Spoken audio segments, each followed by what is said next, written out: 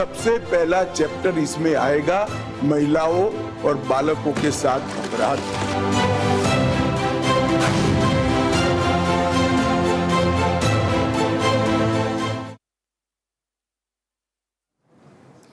नमस्कार, news India देख रहे हैं आप और आपके साथ मैं हूं सुरभि तिवारी। तो 1 जुलाई 2024 हमेशा के लिए इतिहास के पन्नों में दर्ज होने वाला है। इस दिन 21वीं सदी का भारत गुलामी की बेड़ियों को तोड़ करके नए भारत के नए दौर की शुरुआत करने जा रहा है। यानी नया भारत अब अपने नए दौर की कहानी खुद लिख रहा है। 1947 में भारत अंग्रेजों की गुलामी से आजाद हुआ था और अब उनके बनाए कानूनों को किनारे कर गुलामी की आखिरी बेड़ी भी तोड़ दी जाएगी। हमारी एक खास रिपोर्ट हम आपको दिखाते हैं। दंड प्रक्रिया संबंधी विधि का समेकन और संशोधन करने के लिए विधेयक को पुनर्स्थापित करने की अनुमति दी जाए। विधेयक को पुनर्स्थापित करने की अनुमति प्रदान की जाए। जो सदस्य इसके पक्ष में हाँ कहें। नया भारत जिसका डंका आज दुनिया भर में गूंज रहा है, वो गुलामी की बेड़ियों को तोड़कर नए भारत की आजादी की नई इबारत करने जा रहा है। आजादी के 75 साल बाद गुलामी की बेड़ियों का टूटना भारत के सशक्तिकरण का जीता जागता उदाहरण है। गरीबी की जिन बेड़ियों में अब तक देश कसा रहा, अंग्रेजों की गुलामी का एहसास दिलाता रहा, वो अब खुद इतिहास बनने की कगार पर है। 3 नए आपराधिक कानून, भारतीय न्याय संहिता 2023, भारतीय नागरिक सुरक्षा संहिता 2023 और भारतीय साक्ष्य अधिनियम 2023 को 1 जुलाई 2024 से लागू करने की तैयारी पूरी हो गई है। ये तीनो98 कानून ब्रिटिश संसद से पारित Indian Penal Code 1860, Criminal Procedure Code 1898 और इंडियन एविडेंस एक्ट 1872 की जगह लेने वाले ब्रिटिश संसद में पास हुए तीनों आपराधिक कानूनों का स्वरूप और नाम दोनों बदल गया है। इंडियन पीनल कोड का नया नाम भारतीय न्याय संहिता होगा। क्रिमिनल प्रोसीजर कोड का नया नाम भारतीय नागरिक सुरक्षा संहिता होगा। इसके साथ ही इंडियन एविडेंस का नाम भारतीय साक्ष्य अधिनियम होगा। यहाँ पर गौर करने वाली बात ये कि इन कानूनों का अंग्रेजी में भी यही नाम होगा। गृह मंत्री अमित शाह ने पिछले साल 11 अगस्त को लोकसभा में विधेयकों को पेश करते वक्त इसकी जरूरत और बदलाव से जुड़े पहलू और इसके महत्व पर भी विस्तार से सरकार का पक्ष रखा। भारत के नागरिकों को संविधान प्रदत्त सारे अधिकार जो मिले हैं, इसकी सुरक्षा। ये कानूनों का उद्देश्य किसी को दंड देना नहीं होगा। इस कानूनों का उद्देश्य सबको न्याय देना होगा और न्याय देने की प्रक्रिया में दंड वही होगा जहां अपराध रोकने का बोध खड़ा करने की जरूरत है। अपराध रोकने के लिए एक प्रकार की भावना खड़ी करने की जरूरत है, वही होगा। देश के क्रिमिनल जस्टिस सिस्टम के लिए ये तीनों कानून कितने महत्वपूर्ण हैं, इसका अंदाजा इसी से लगाया जा सकता है कि इन तीनों कानूनों के दायरे में ही देश में अपराध से जुड़ी प्रक्रिया का निपटान होता है।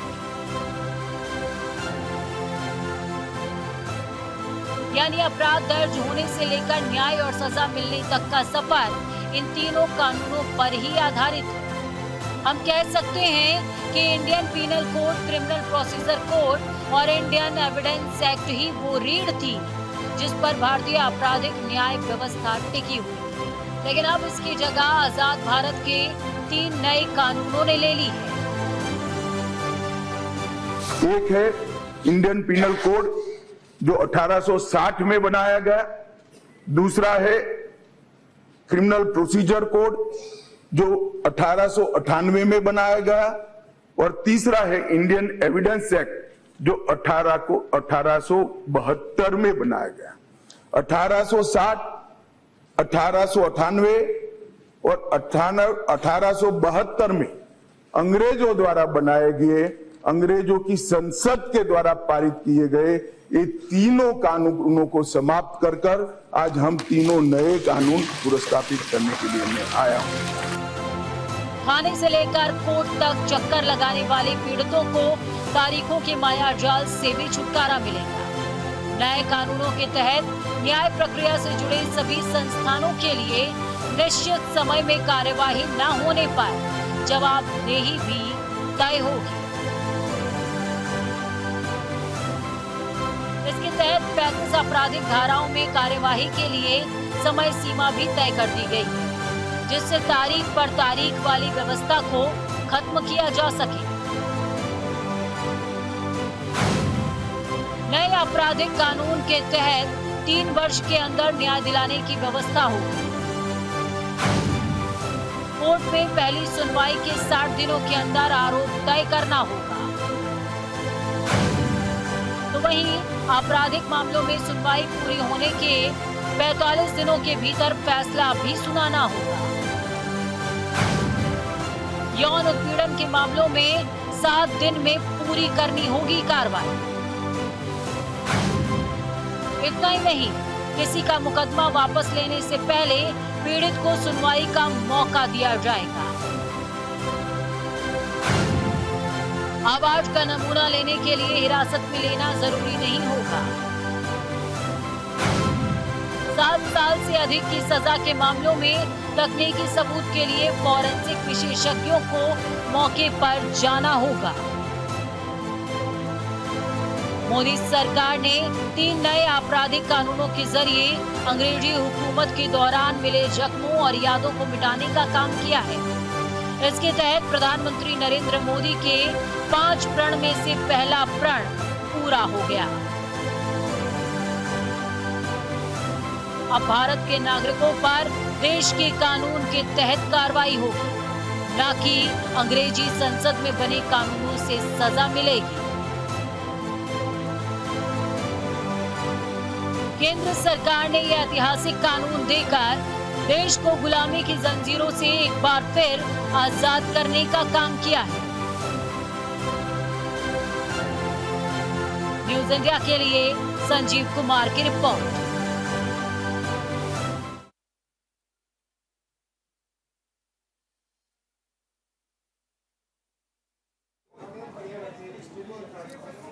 तो अब ऐसे में आपके मन में सवाल उठ सकता है कि पुराने तीनों कानूनों को अलविदा कहने के बाद अब देश में कितना बदलाव आएगा और नए आपराधिक कानूनों के लागू होने से कितना असर पड़ेगा।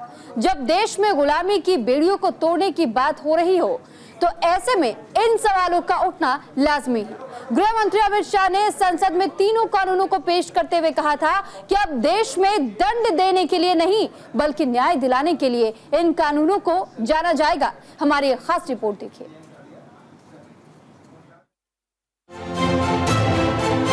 ढेर सारे कंसल्टेशन के बाद ये प्रक्रिया आज कानून बनने में सफल हुई है। 3 नए आपराधिक कानूनों के जरिए भारत आजादी की नई गाथा लिखने जा रहा है। साल 1947 में अंग्रेज देश छोड़कर चले गए थे, लेकिन उनके कानून अब तक भारत की जनता पर राज करते रहे, जो देश की जनता को एहसास दिलाते रहे कि उन पर अब भी अंग्रेज राज कर रहे हैं। नए तीनों आपराधिक कानूनों में क्या है? इलेक्ट्रॉनिक तरीके से शिकायत दायर करने के 3 दिनों में एफआईआर दर्ज करनी होगी। यौन उत्पीड़न के मामले में 7 दिनों में जांच पूरी करनी होगी। भगोड़े अपराधियों की गैर मौजूदगी में 90 दिनों के अंदर केस दर्ज होगा। भगोड़े अपराधी को 10 साल की होगी सजा। 5,000 रुपए से कम की चोरी में सामुदायिक सेवा का प्रावधान। सामूहिक बलात्कार पर 20 साल की कारागार या उम्र कैद। नाबालिग से गैंगरेप में उम्र कैद या मौत की सजा का प्रावधान। झूठ बोलकर संबंध बनाना अब अपराध होगा। पीड़िता के बयान महिला अधिकारी की मौजूदगी में होगा। 7 साल या उससे अधिक सजा के मामलों में फॉरेंसिक जांच जरूरी होगी। पुलिस कार्रवाई की पूरी प्रक्रिया की वीडियोग्राफी होगी। गवाह अभियुक्त विशेषज्ञ पीड़ित अदालत में वर्चुअल पेश हो सकते हैं। 45 दिनों के अंदर पूरी होगी आपराधिक मामलों की सुनवाई। बहस पूरी होने के 30 दिनों के अंदर होंगे फैसले। पहली सुनवाई 60 दिनों के भीतर आरोप तय करने का प्रावधान। गवाहों की सुरक्षा के लिए गवाह संरक्षण योजना लागू होगी। ब्रिटिश भारत में कानूनों को बदलने की जरूरत क्यों पड़ी, इसके पीछे की कई वजहें। दरअसल Indian Penal Code, Criminal Procedure Code और इंडियन एविडेंस एक्ट ब्रिटिश हुकूमत के दौरान ब्रिटिश संसद से बनाए गए कानून थे। इन कानूनों में उस वक्त की औपनिवेशिक जरूरतों को ध्यान में रखकर सारे प्रावधान किए गए थे। इससे क्रिमिनल जस्टिस सिस्टम का एक आधुनिक ढांचा तो भारत में जरूर बना था, लेकिन ये भी सच है कि इन तीनों ही कानूनों में अंग्रेजी हुकूमत को बनाए रखने के ढांचे से जुड़े पहलू का खास ख्याल रखा गया था, जो हमेशा से ही याद दिलाता था कि देश आज भी गुलामी की जंजीरों में बंधा हुआ है। इंडियन पिनल कोड 1860 की जगह भारतीय न्याय संहिता 2023 अब एस्टैब्लिश होगी। क्रिमिनल प्रोसीजर कोड 1898 की जगह भारतीय नागरिक सुरक्षा संहिता प्रस्तापित होगी और इंडियन एविडेंस एक्ट 1872 की जगह भारतीय साक्ष्य अधिनियम 2023 प्रस्तापित होगा। यह कानूनों की जो कानून रिपील होंगे इस तीनों विधेयक से, वो कानूनों की आत्मा जो है, वो कानूनों का मध्य बिंदु है कानून बनाने का, वो अंग्रेज शासन को मजबूत करने की दृष्टि से कानून बनाए गए। हालांकि आजादी के बाद इन तीनों ही कानूनों में जरूरत के मुताबिक काफी संशोधन भी हुए। उसके बावजूद इन कानूनों में औपनिवेशिक प्रभुत्व और गुलामी की निशानी के तौर पर अभी भी बहुत कुछ बाकी था। प्रधानमंत्री नरेंद्र मोदी की अगुवाई में एनडीए की सरकार नए कानूनों में इसी औपनिवेशिक पहलू को बदलना चाहती है। इसी मकसद से प्रधानमंत्री नरेंद्र मोदी ने पहली बार साल 2019 में इस विचार को रखा था। आजाद भारत में जो समाज है उसके हित में वक्त की जरूरत को ध्यान में रखते हुए उन कानूनों में बदलाव हो। उसके बाद से आईपीसी और सीआरपीसी और एविडेंस एक्ट को नया आयाम देने के लिए विचार विमर्श का एक लंबा दौर चला। इसमें केंद्र सरकार ने सुप्रीम कोर्ट और सभी हाई कोर्ट के जजों से भी राय मांगी। सांसदों, मुख्यमंत्रियों, राज्यपालों और केंद्र शासित प्रदेशों के प्रशासकों से भी रायशुमारी की गई। 4 साल तक व्यापक विचार विमर्श के बाद आईपीसी, सीआरपीसी और एविडेंस एक्ट को नया रूप देने के लिए विधेयक तैयार किया गया।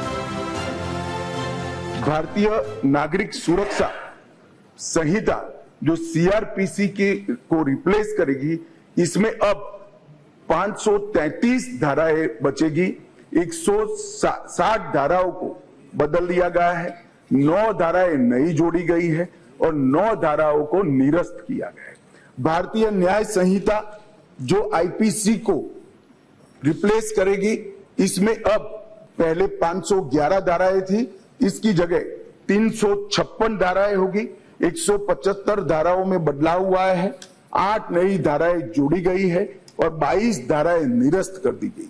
भारतीय साक्ष्य अधिनियम जो एविडेंस एक्ट को रिप्लेस करेगा, इसमें 170 धाराएं होगी, पहले 167 थी। 23 धाराओं में बदलाव किया है, 1 धारा नई जोड़ी गई है और 5 धाराएं निरस्त। हालांकि ये कहना सही नहीं है कि कानून पूरी तरह से नए हैं। नाम नया मिला है। पहले के कानूनों की कई धाराओं को भी रखा गया है, कुछ धाराओं को पूरी तरह से हटा दिया गया है और कुछ धाराओं में बदलाव किया गया है। 3 नए कानून लाकर अंग्रेजी हुकूमत में बने औपनिवेशिक कानूनों से मुक्ति दिलाई है। न्यूज इंडिया के लिए संजीव कुमार की रिपोर्ट।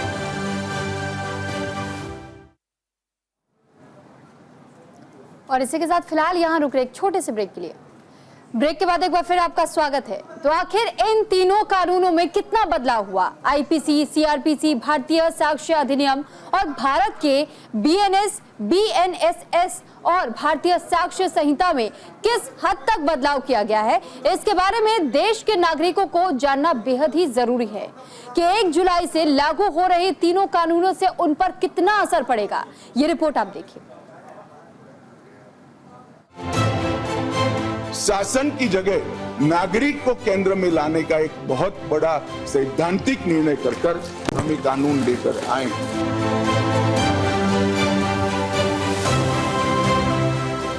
देश में हर तरफ नए 3 आपराधिक कानूनों का जिक्र हो रहा है।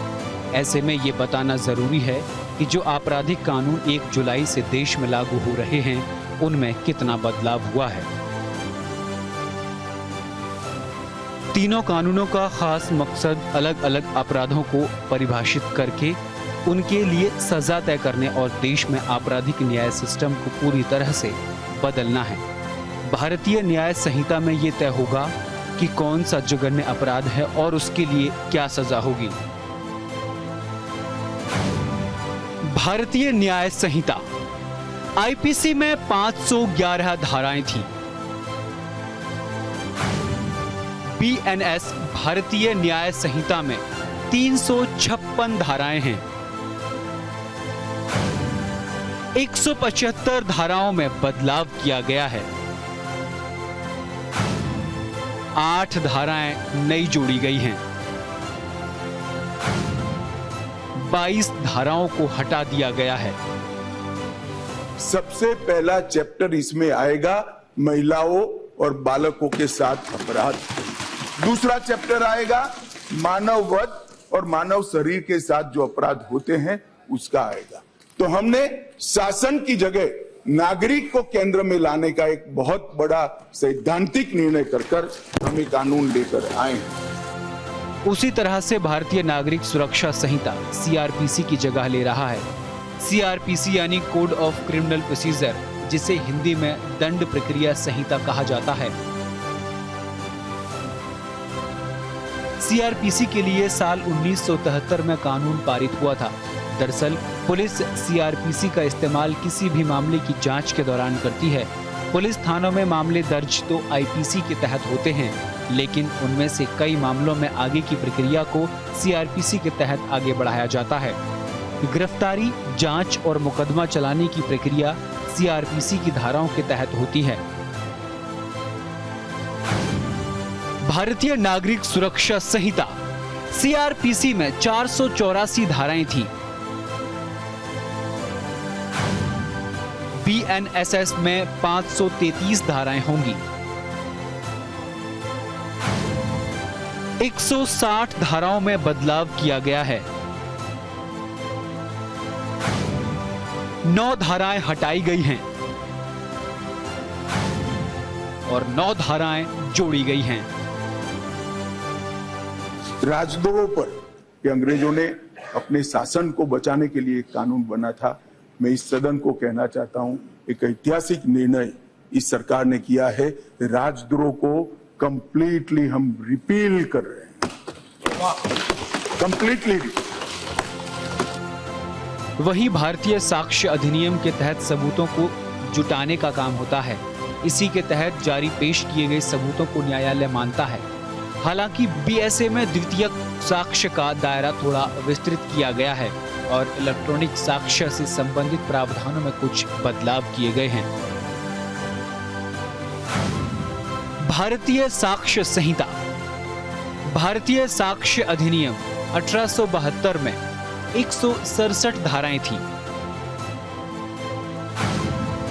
भारतीय साक्ष्य संहिता 2023 में 170 धाराएं हैं। 23 धाराओं में बदलाव किया गया है। एक धारा नई जोड़ी गई है। 5 धाराएं हटाई गई हैं। इस कानून में इसके साथ साथ अलगाव, सशस्त्र विद्रोह, विध्वंसक गतिविधियां, अलगाववाद, भारत की संप्रभुता, एकता को, अखंडता को चैलेंज करना, ये सब को कानून के अंदर किसी न किसी दाएं बाएं तोड़ मरोड़ कर जोड़ते थे। इसका कोई स्पेशल प्रोविजन नहीं था, टेररिज्म की व्याख्या ही नहीं थी। पहली बार अब इसकी व्याख्या हो रही है और जुड़ी संपत्ति को कुर्क करने का अधिकार है। नए कानूनों के तहत अब कोई भी व्यक्ति पुलिस थाने जाए बिना ऑनलाइन ही घटनाओं की रिपोर्ट दर्ज करा सकता है। इससे मामला दर्ज कराना आसान और तेज हो जाएगा। साथ ही पुलिस भी मामले पर जल्द कार्रवाई कर सकेगी। BSS के लागू होने के बाद 0 FIR से पीड़ित किसी भी पुलिस थाने में मामला दर्ज करा सकेगा। इससे कानूनी कार्रवाई शुरू करने में होने वाली देरी खत्म होगी और अपराध की शिकायत तुरंत दर्ज की जा सकेगी।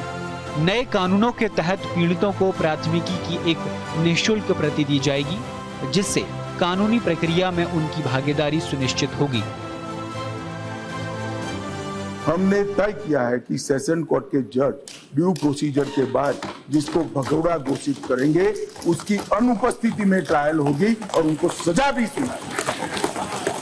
दुनिया में वो कहीं पर भी छिपके सजा सुनाई जाए। मान्यवर, इससे बहुत बड़ा फर्क पड़ने वाला है और वो सजा के खिलाफ अपील करना है तो न्याय की शरण में आए, अपने आप को भारतीय कानूनों की शरण में लाए और अदालत के सामने जाए तो हाईकोर्ट में चैलेंज करें। इसमें कोई संदेह नहीं है, ये तीनों कानून भारत की दशा और दिशा तय करने वाले हैं।